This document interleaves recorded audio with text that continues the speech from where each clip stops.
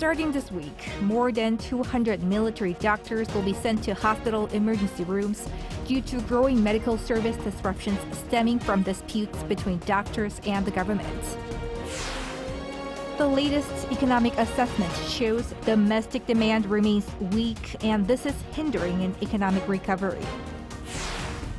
In Paris, the 2024 Paralympics concluded its 12-day journey with a grand finale on Sunday. Team Korea finished with 6 gold, 10 silver, and 14 bronze. It's September 9th, 6 p.m. in Seoul. This is Newscenter. Thank you for joining us. I'm Yoon Jung-min. We start with the latest on the country's medical sector dispute. More than 200 military doctors will be additionally deployed to address emergency room staffing shortages. Meanwhile, as early admissions for medical schools commence, the Education Ministry has rolled out reversing the planned quota increase as requested by doctors. Yoon has the details. More military doctors will be deployed to help with the emergency room staffing shortages.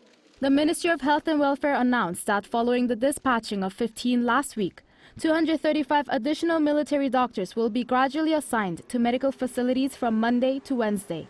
Despite some of the military doctors requesting to return and refusing to work as they lack the necessary experience, the government is committed to enhancing training and communication.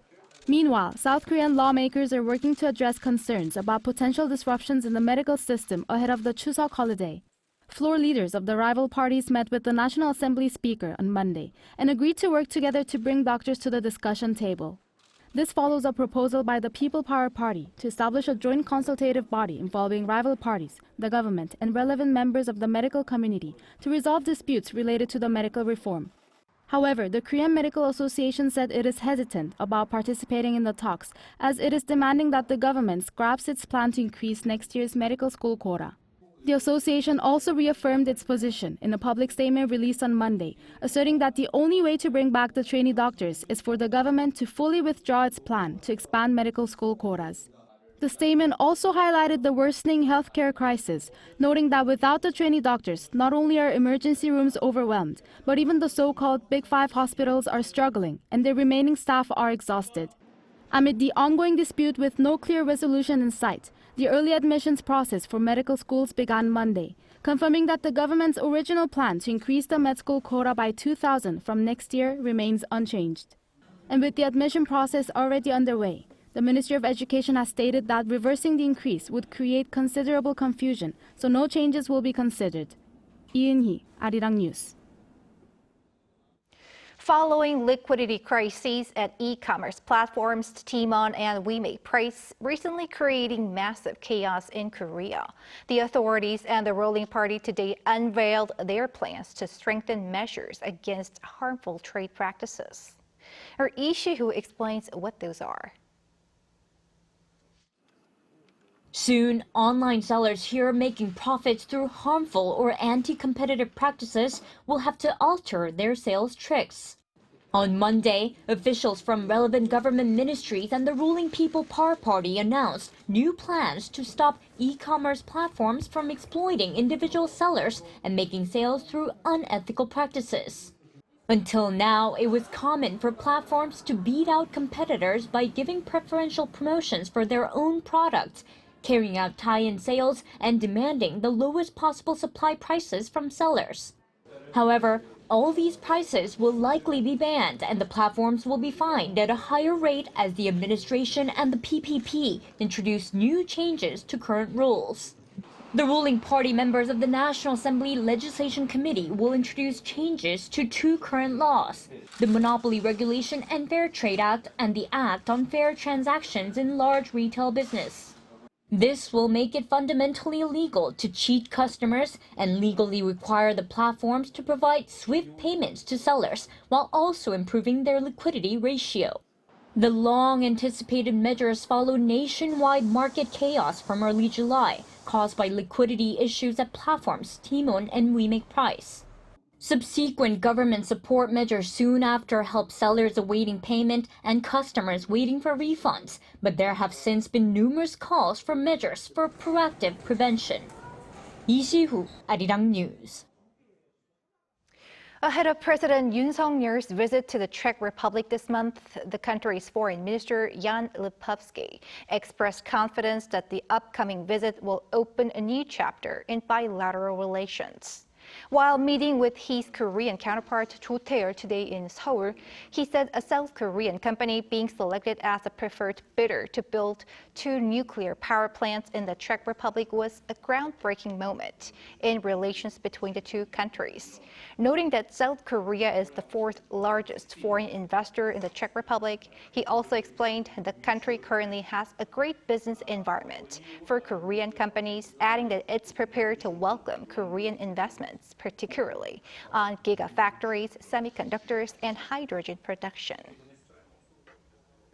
North Korea celebrated the 76th anniversary of the regime's founding on Sunday, with key officials visiting the mausoleum displaying the bodies of its 2 previous leaders. But there was no mention of its leader, Kim Jong-un, attending these events. Our Kim Bo-kyung tells us why. The reclusive regime held celebratory events to mark the 76th anniversary of its founding, but with leader Kim Jong-un absent. According to state media on Monday, key North Korean officials, including Premier Kim Dok-hun, visited the Kumsusan Palace of the Sun, where the embalmed bodies of Kim Jong-un's father, Kim Jong-il, and grandfather Kim Il-sung lie in state. North Korea has been celebrating September 9th as National Founding Day, and Kim visited the mausoleum in 2012, 2018, and 2021, but he apparently skipped a visit this year. The regime also held an outside rally and evening gala in Pyongyang on Sunday. Visiting delegates from an association of Koreans residing in Japan were also among the audience, who came for the celebration for the first time in 5 years. Regarding the regime leader Kim Jong-un's absence from the events, an expert says there is a high chance he could be pondering on ways to deal with domestic issues. When he is not attending important political celebrations, it could be to give out the message that the leader is mulling over which significant policy direction the regime needs to take. It is highly likely he will later explain what he has mulled over during that time. When it comes to the possibility of North Korea staging provocations this week to celebrate the anniversary, the expert said it was unlikely. Because the US is focusing on the upcoming presidential election, North Korea knows it would not be able to get enough attention, even if it stages provocations. Kim would think it is much better to focus on economic development and improving livelihoods during this time. Kim Bo-kyung, Arirang News. Staying with the regime's founding anniversary, leaders of China and Russia have sent congratulatory messages to North Korea's Kim Jong-un.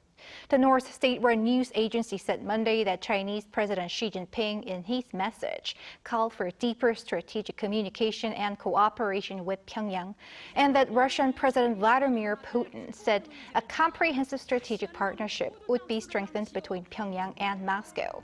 While North Korea and Russia have drawn closer in recent months, relations between North Korea and China have seen deterioration since the start of the Ukraine war. This is the first message from Xi to Kim since New Year's Day.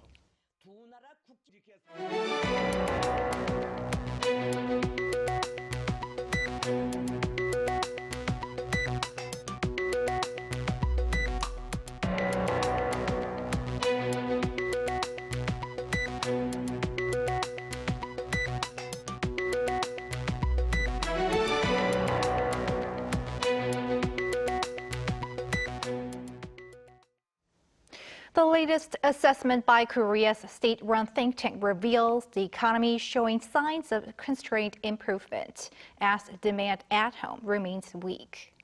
Our Lee Soo-jin explains. Limited improvement in economic conditions due to a delayed recovery of domestic demand. This is how a major state-run think tank, the Korea Development Institute, evaluated South Korea's economy in its monthly report released on Monday. It's the 10th consecutive month that the KDI said in its report the economy is experiencing weak domestic demand and stands in contrast to the government's assessment that the domestic demand is showing signs of recovery. The government thinks that the robust exports will also boost domestic demand, but I don't think this will happen very easily. While this year's economic growth will reach the mid-2% range, most of it will be driven by exports. The nation's industrial output and consumption both fell in July, reflecting weak domestic demand. While industrial output rose 2.7% from the previous year, it fell 0.4% on month, the third consecutive month that the index has declined compared to the previous month. This was mainly due to production in the mining and manufacturing industries dropping 3.6% on month, the largest drop since December 2022. And retail sales, an indicator of consumer spending, dropped 2.1% on year in July. The value of construction completed fell again in July, dropping 5.3% on year for the second straight month. But exports remained solid on the back of robust demand in the ICT sector. The value of exports in August reached $57.9 billion, rising 11.4% compared to last year. This marked the largest export figure for the month of August on record and was the 11th straight month that exports posted growth. Shipments of 7 out of 15 key export items rose, with exports of semiconductors jumping 38.8% on year, computers a whopping 183.2%, and wireless communication devices more than 50%. Meanwhile, inflation in August also eased to the government's target level of 2%, the lowest seen since March 2021. This came after the consumer price index rose 2.6% the previous month. As for the global economy, the report said that it continues to show moderate growth, mostly in the service sector, but the uncertainties remain due to high interest rates, ongoing geopolitical tensions, and weaknesses in the manufacturing sector. 이수진, Arirang News. Shifting gears to the presidential election in the U.S. in 3 key swing states, Pennsylvania, Michigan, and Wisconsin, Harris and Trump are in a very tight race. On Sunday local time, a CBS News poll found that in Pennsylvania, where their TV debate will take place on September 10th local time, both candidates have equal support at 50%. In Michigan and Wisconsin, Harris has 50% and 51% respectively, while Trump has 49% in both states. These states have frequently changed their support between parties, making them important battlegrounds in U.S. presidential elections. Over in the Middle East, 3 Israelis have been killed in a shooting at a border crossing between the West Bank and Jordan, reportedly by a Jordanian man. This comes amid Israel continuing its ground operation in the West Bank. Choi Soo-young has the latest. 3 Israelis have been shot and killed on the border between the West Bank and Jordan. On Sunday local time, the Israel Defense Forces reported that a shooter got off a truck and killed 3 people with a handgun at the Allenby Bridge crossing over the Jordan River. The IDF called this a terror attack and said the shooter was then shot and killed by the Israeli forces. According to the Times of Israel newspaper, the shooter was a 39-year-old truck driver from Jordan named Meir Diav Hussein al-Zazi, and 2 of the 3 victims were in their 60s, while the age of the other victim was not given. What I saw with my own eyes, we were sitting and standing at the checkpoint waiting for our turn after the bus in front of us was searched. There was a bus and a truck in front of us. A man got out and carried out the operation. We bus passengers didn't know what to do and we were panicking. Israel and Jordan closed the Allenby Bridge after the incident, and Israel also closed 2 other checkpoints connecting to Jordan. Israeli Prime Minister Benjamin Netanyahu said that a cowardly terrorist brutally murdered 3 innocent Israeli civilians. Hamas praised the shooter, calling him one of Jordan's brave men. Since the end of August, Israel has been carrying out military operations in the West Bank, claiming to destroy the infrastructure of terrorism. On September 6th, a 20-year-old Turkish-American woman was shot dead by Israeli forces during a protest. The U.S. has asked Israel to investigate the incident. On September 7th, Turkey called for an anti-Israel alliance, saying that the only way to stop Israel's actions is the unification among Muslim countries. Choi Soo-young, Arirang News. Elsewhere, Russia's defense ministry said Sunday that it had seized control of a town in eastern Ukraine as it continues its offensive in Donetsk and moves closer to the strategically important city of Pokrovsk. The Kremlin said it had captured a town of Novohrodivka, located about 12 kilometers from the city that serves Ukraine's military as a key hub for rail and road logistics. According to reports, Russian President Vladimir Putin said Ukraine's incursion into Kursk had not slowed Russia's advance in eastern Ukraine and had even weakened Kyiv's frontline defenses. Back here in Seoul, the International REAIM Summit began today, bringing together high-level delegations from around the world for a two-day discussion on responsible use of AI in the military domain for peace and security. Our Kim Jong-un has more. The REAIM Summit, a platform for global discussions on the responsible use of AI in military applications, kicked off on Monday in the South Korean capital. Following the first summit co-hosted by South Korea with the Netherlands in The Hague, this second summit was co-hosted by South Korea, the Netherlands, Singapore, Kenya, and the UK. South Korean Foreign Minister Cho Tae-yeol stressed the importance of the summit amid rising geopolitical tensions. Faced with profound uncertainties on both technological and geopolitical fronts, it is all the more imperative that we set the norms and governance for responsible AI to ensure international peace and security and to preserve human dignity. Minister Cho called for a balanced assessment of AI's impact on global peace and security. He also highlighted the importance of pooling ideas to ensure the responsible use of AI and called for a robust governance framework to establish guardrails. The Netherlands Defense Minister Ruben Brekelmans also underscored the importance of international cooperation. REAIM shows that we stand united in dealing with current challenges. It represents our shared dedication to develop and deploy applications of AI in a responsible way. Delegations from more than 90 countries took part in the summit along with experts in the military and AI sectors. And South Korea is a global leader in technology and is really innovating in ways to use AI and autonomy in the military space as well. He further addressed why stakeholders need to discuss the responsible use of AI in the military domain. The technology is widely available. Anyone can go online and download AI tools that they can use. And so I think we need to assume that competitor nations, rogue nations, terrorist groups all have access to AI. And we just need to find ways to ensure that the AI that we're using for defense is better. On the second day, the REAIM Summit plans to adopt a blueprint for action that aims to outline guidelines for responsible AI governance. Kim Jong-un, Arirang News.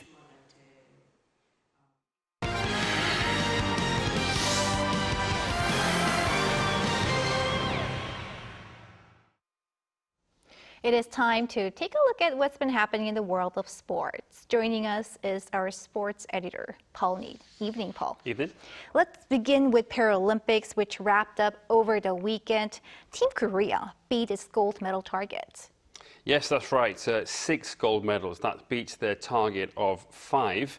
And this surpasses the 2 golds won in Tokyo 3 years ago. 3 of the 6 golds came in shooting, with Park Jin-ho being Team Korea's only double gold medalist, winning the men's 10-metre air rifle standing SH1 and 50-metre rifle 3 positions SH1. Korea also won 10 silver medals and 14 bronze, and no fewer than 14 medals came in table tennis, including golds from Kim Jong-un and Kim Gi-tae in the men's singles. The 2024 Paralympics in Paris ran for 12 days and ended on Sunday. Overall, Team Korea finished 22nd in the medal rankings with 30 medals. And there were more medals won over the weekend too. Yes, 2 silver and 1 gold won over the weekend. One of the silver medals came in table tennis. Yoon Ji-woo on Friday in the singles WS3 classification after she lost to Andela Mujinic-Vincetic of Croatia in the final 3-2.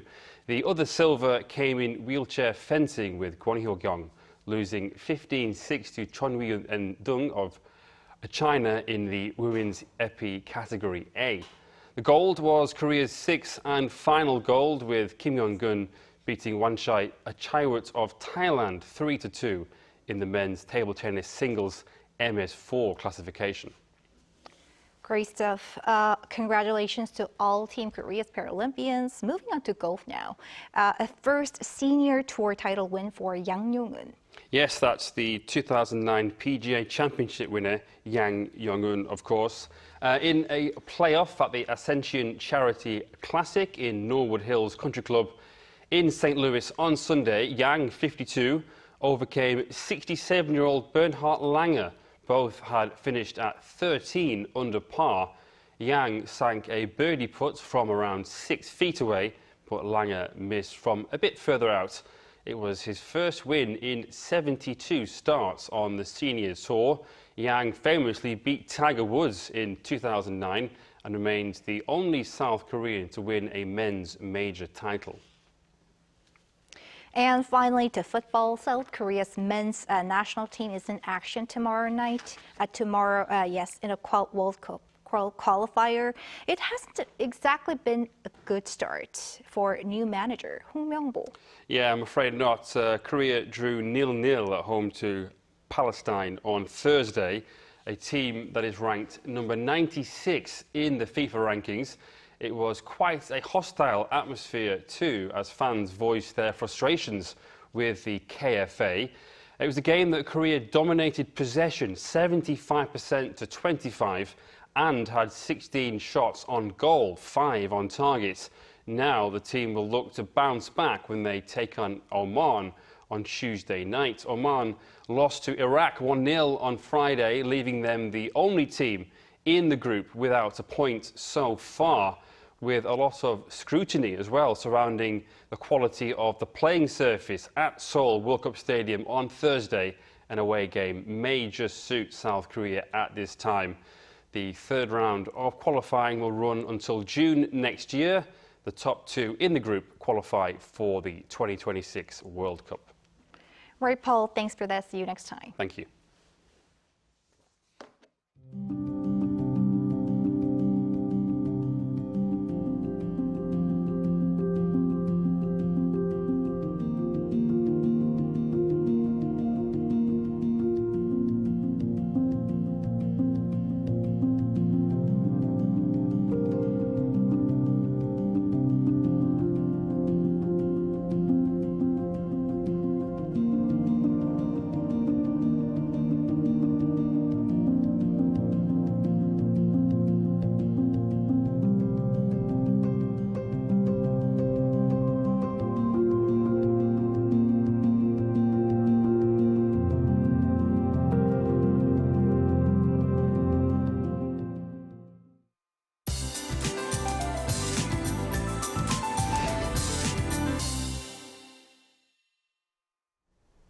It's autumn, but the weather feels like midsummer. Seoul's record for the latest heat wave so far is September 8, 1935. It rose to 34 degrees Celsius today, making it the latest heat wave ever. Hot weather is expected to continue, so there could be a new record. The heat will not be dampened, and tomorrow will be as hot as today. Tomorrow, the daytime temperature in Seoul will be 33 degrees, similar to today.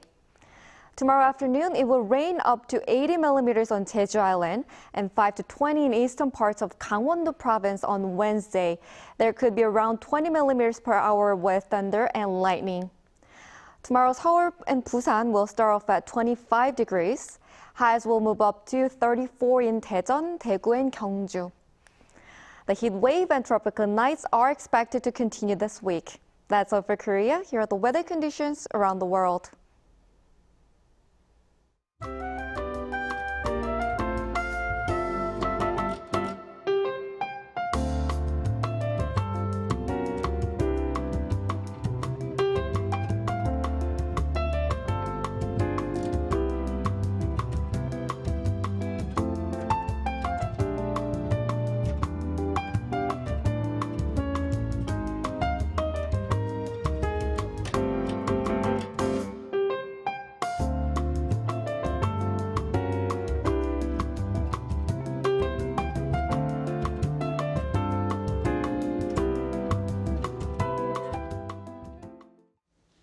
That is Newscenter for tonight. Thank you for watching. A panel session coming up.